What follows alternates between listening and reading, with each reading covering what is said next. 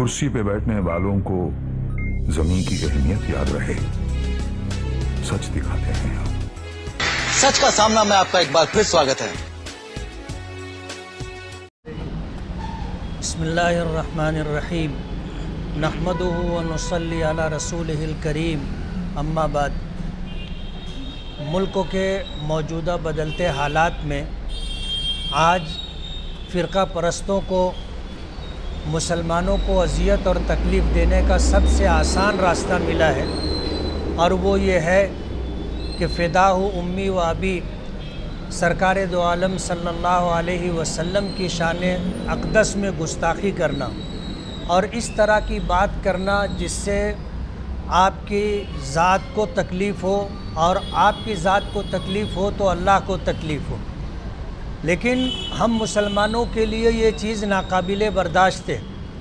हम सरकार दो आलम सल्लल्लाहु अलैहि वसल्लम पर ख़ुद को फ़िदा कर देना, अपने माँ बाप को क़ुरबान कर देना, ये हमें गवारा है, लेकिन हुजूर की शान में गुस्ताखी हमें गवारा नहीं। हमारी मजबूरी ये है कि हम कानून हाथ में नहीं ले सकते। हमारी शरीयत ने हमें मना किया है, और अगर कानून हाथ में लेने की इजाज़त होती तो मुल्क के इस बदलते हुए हालात में क्या होता, मुल्क के हुक्मरानों को दिखाई देता।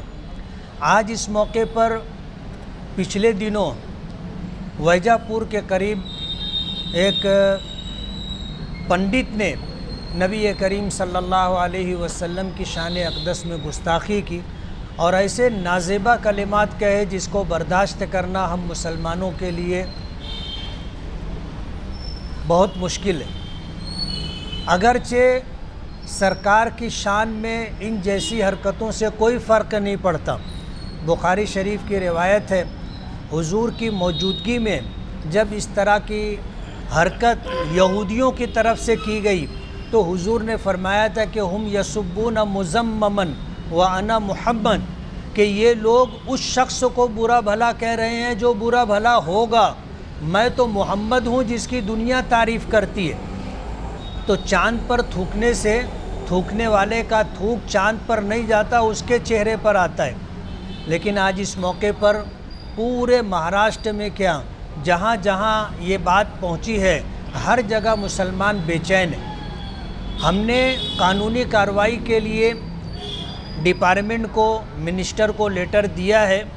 आज आप लोगों के ज़रिए से हम मुल्क भर के मुसलमानों को और ख़ास तौर पर महाराष्ट्र के मुसलमानों को ये पैगाम देना चाहते हैं कि इलेक्शन सर पर है, और इलेक्शन को ले कर के ये लोग फ़िरका परस्ती और महाराष्ट्र के अंदर हिंदू मुस्लिम फसाद हो, इस तरह का माहौल तैयार करने की कोशिश की जा रही है।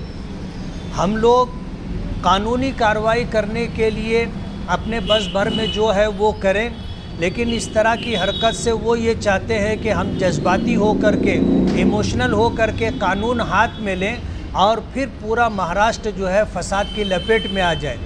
हमें कानूनी कार्रवाई करना है और अपने आप को फसादात से बचाते हुए आने वाले दिनों में इन फ़िरका परस्तों को ऐसा सबक सिखाना है कि ये इस तरह की हरकत से हमेशा के लिए बाज आ जाए।